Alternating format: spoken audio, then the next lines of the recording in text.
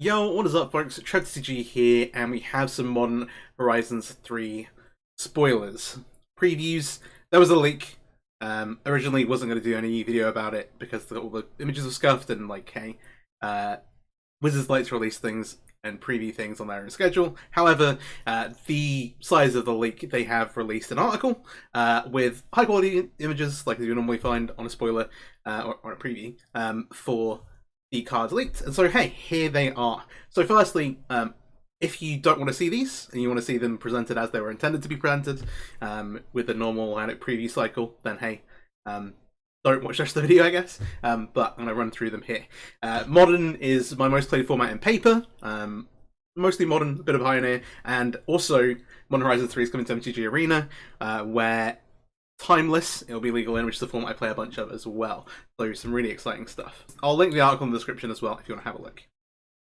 The first card here is Flare of Denial. 1 blue counter target spell. Like, oh yeah, it's a cancel. But wait, you may sacrifice a non-token blue creature rather than pay this spell's mana cost. We already kind of knew we were getting a cycle of free spells. The green one got previewed quite a while ago. And this is pretty good. Sacrificing a non-token blue creature, like hey, you can't go and make a bunch of tokens with it, but for something like Merfolk, where you might have some things floating around, this is just a straight up counter spell for free. There's a bunch of ways you can kind of do some busted stuff with it, I think. Like, Modern is dominated by free spells, and has been since Modern Horizons and before. Cost reduction mechanics in Magic tend to be very, very powerful. Hey, these ones have significant costs. Non-token blue creature is a lot, but there are some decks that really want to play into this.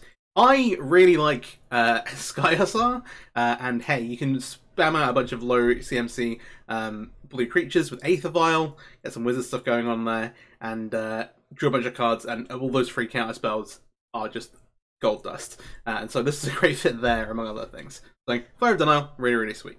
Alright, our next card is Thonian Nightmare. 1 and a black enchantment. When it enters the battlefield, you get 3 energy. And you can pay X energy, sacrifice a creature, return Thonian Nightmare to its owner's hand, return target creature card with mana value X from your graveyard to the battlefield, activate only as a sorcery. It's clearly a shout out to Recurring Nightmare, and pretty interesting. It's a 2-mana enchantment. You get 3 energy, which means you can immediately, hey, pay 3 energy, sack a creature, and bring something back.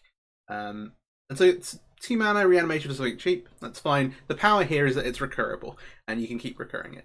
Because the enchantment passes your hand, you get to play it, gain energy again, hey.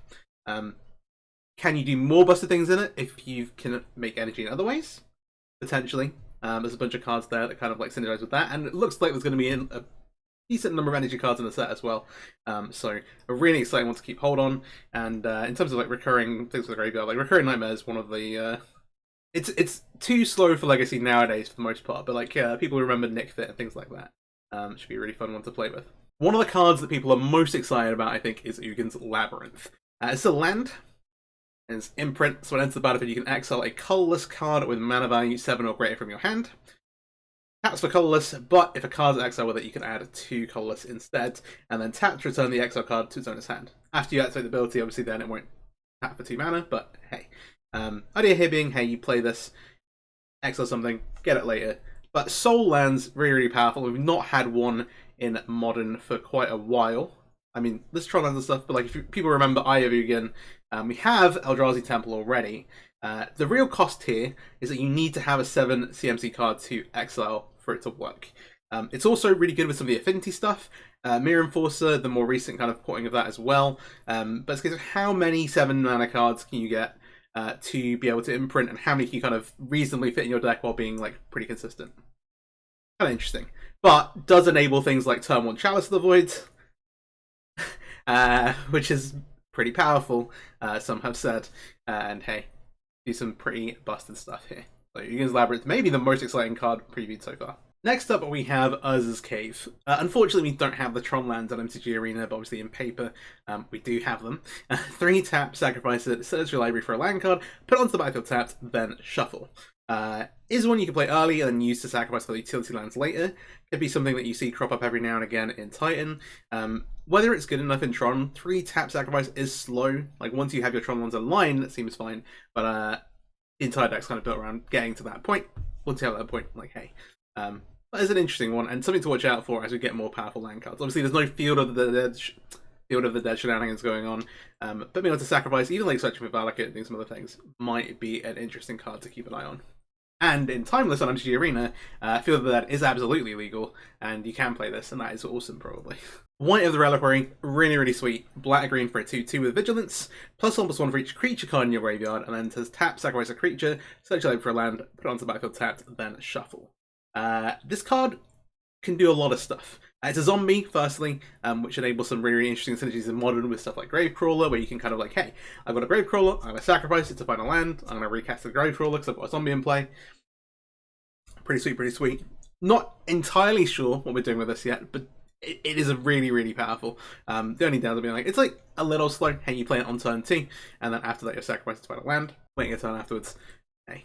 Next up, Spawn Gang Commander, 3 red for a 2/2 with Devoid, so it's colorless. Obviously, a shout out to Siege Gang Commander. Whenever you cast it, you get 3 0/1 colorless spawn tokens, and they can sacrifice to add colorless mana. 1 on the colorless, sacrifice an Eldrazi to deal 2 damage to any target. It's a sweet shout out. I don't necessarily know how like push this card is for constructed. Obviously, being a cast trigger, even for 5 mana to put 3 mana into play, like, hey, interesting. But I don't expect this to be doing too much. Is an Eldrazi Goblin, and that is cool. Okay, so Caamir is a really cool card that was put into Commander a little while ago. It's cropped up in Legacy, and is now being printed into Modern as well. 5 and a blue for a 4/4. It is a Turtle Warrior, which is awesome, and has Improvise, so you can tap artifacts to help pay it kind of something to convoke. Ward 4 gives it a ton of protection, and whenever it or another artifact enters the battlefield, put a counter on Caamir, and it can't be blocked this turn. Really powerful card for Affinity style archetypes. In Modern, this alongside, I'm going to get this wrong, the Synthesizer from the new set, the blue one from the big score, mean that Affinity's getting a bunch of new cards, and can do some pretty powerful stuff, I think. Really cool. Similarly for Timeless, a lot of those cards still exist on the MTG Arena platform. There's a lot of options, and so these decks are getting a bunch of tools right now. Let's see what else comes through in the Horizon set. Next up, Meltdown. Pretty simple. Red and X. Destroy each artifact with mana value X or less. It's actually cool that this card's getting reprinted, especially to Modern Border. I know some people who don't like playing with old Border cards, which is like fair enough. But into like Modern and onto Arena is nice. There aren't like loads and loads of decks where you're wanting like mass artifact destruction nowadays. There are some points, certainly, where it's useful. But hey, it's another tool. Caamir Exuberant Shepherd. 1 and a white for a 2/2 legendary creature dog. Flash. When it attacks, exile up to 1 other target non-land permanent. Beginning of the next end step, return it to the battlefield under its control, and if it entered under your control, put a counter on Ophelia. Really interesting card. It's a 2-mana 2/2. It's an attack trigger, not enter the battlefield trigger.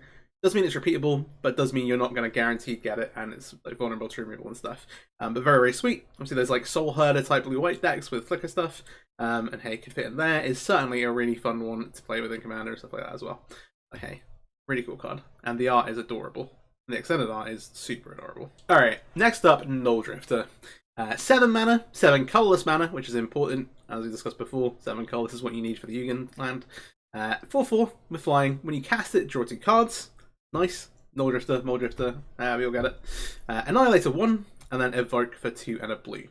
We just had a look at 1 flicker card. Flickering into the battlefield effects tend to be the more powerful thing, but when they have Annihilator 1 and you get to keep it in play, hey, it's actually pretty nifty. So hey, really cool card. Heragast Erupting Nullkite. 9 colorless for a 6/6 Eldrazi Dragon. Emerge for 6 red. So if you sacrifice a creature when you're casting it, you can reduce its cost by that creature's mana value, and cast it for its emerge cost, which is cheaper. Nice. When you cast a spell, you can exile your hand if you do draw 3 cards. The kind of like Bedlam Reveler style effect where you're like, okay, cool, get rid of my cards. Or like Ox of Agonis, draw 3 cards, which really just appears to be the number printed or anything. Flying, and then each creature you cast has a merge. A merge cost equal to its mana cost. This is pretty interesting. Giving your creature's merge is really cool. Hey, you get to sacrifice some mana. I think most important thing is that most of the merge costs require coloured mana. Whereas, if you're emerging Eldrazi here, you're going to get into play that with entirely colourless. Which means that you're not having to... So normally when you merge off something, you're having to pay colour mana at least on top of the normal merge cost. And if you're merging Eldrazi with Heragast in play, if that Eldrazi, for example, you can merge off of Neragast to cast something else, if that card is 9 or less mana, you're not paying anything. And so being able to emerge for like free in some cases could be really cool. Kudo King of Bears. Green white for a 2/2, it had to be. Legendary creature bear. Other creatures have base power type plus 2/2 and are bears in addition to their other types. We're turning our opponent's creatures into 2/2s. I'm not sure how good it is in Modern. The thing would be like, hey, if your opponent's making a bunch of like huge creatures, if they're cheating stuff into play, making those things 2/2s, like, hey, here's a 2/2 Attractor, nice, real cool. But isn't really where the format's at the moment. But things like EDH and other formats could be quite interesting. And yeah, it's not like making the creatures lose their text or types and stuff like that. In addition to the types they're bears. Which, hey, neat. Null Elemental Blast. Colorless. Instant. Choose one, counter target multicolored spell. Destroy target multicolored permanent. Really interesting. It's a pretty cool tool for colorless decks. Additionally, with things like Prismatic this, I believe we now are getting Snow-Covered Wastes. I think that's correct. And being able to fetch that to have colorless mana more consistently with modern mana bases is quite cool. Obviously, you can play like a purely colorless deck and have access to that, and that's good. I'm curious to see if there are decks that are playing more colors that can leverage this with the use of that. So hey, interesting card, like multicolored. I mean, at the moment, there's a ton of stuff, obviously with Leyline and Friends, but hey, we'll see how things shape up. Nethergoyf. Black. Power and toughness equals the number of cards up in your graveyard, and toughness stat number +1. Escapes for 3 to exile any number of cards from your graveyard with 4 or more card types among them. Pretty interesting line. So, like, if you have a nameless inversion for tribal and instant, and then like an artifact creature, I guess that's like 2 cards. This is really, really sweet. Sylvan Safekeeper. I'm pretty excited about this. I don't know how healthy it is. But green for a 1/1, and then simply sacrifice a land, target creature you control, gain Shroud till end of turn. It's a card that sees play in a bunch of different, well, some different legacy decks, normally doing kind of degenerate things with Dark Depths, which obviously we don't have access to in Modern, don't have access to in Arena. Is really powerful, protects your Primeval Titan, which is really cool, at the price of sacrificing a land. It is also a mass way for 1 mana to sacrifice a bunch of lands, and there are ways you can tutor Sylvan Safekeeper. Pretty interesting. And really fun to play with. And there's also like things like Titania as well in the format, where you can like sack a bunch of lands, make a bunch of elementals. There's some really interesting space to explore with Sylvan Safekeeper. You got Orim's Chant, so white for an instant. Target player can't cast spells this turn. Kicker for a white.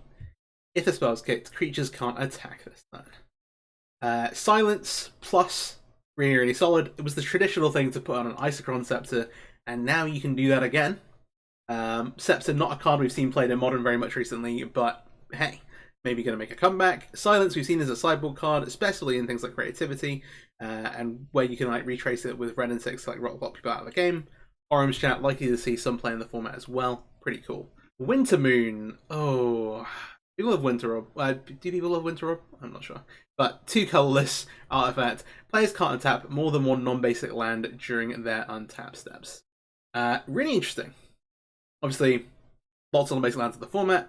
If you're a deck like something like Merfolk, again, to use that example, where you're going to play a bunch of islands, and your opponent's going to play a bunch of like triomes and tap land and shocks, then hey, you can lock them out all but 1 mana. They do still get to cast Leyline Binding, which I guess makes this significantly worse than it would be, but it's an interesting one for sure. There are also a handful of commander cards on here that aren't getting printed into Modern and won't be coming to MTG Arena. They are pretty sweet. If you're interested in that, again, the article I'll have linked in the description. So far, really, really exciting. Not long now. We keep getting like really awesome sets this year. I feel like Atlas has been like a massive hit, and yeah, loads of really exciting cards to like shake formats up. We'll see how things go and pan out. And I'm especially curious to see how the MH3 cards affect Arena. There's obviously way, way more to be previewed and spoiled, and as that happens, I'll probably make a couple more videos as that comes out, especially with Timeless. Most of my content's MTG Arena focused. With that said, I hope you enjoyed the video. Please do like, subscribe, share it around. Let me know what you think, what you're excited about from the set in the comments. There's some really, really awesome cards here that I can't wait to play with. And yeah, thanks for watching. Peace out.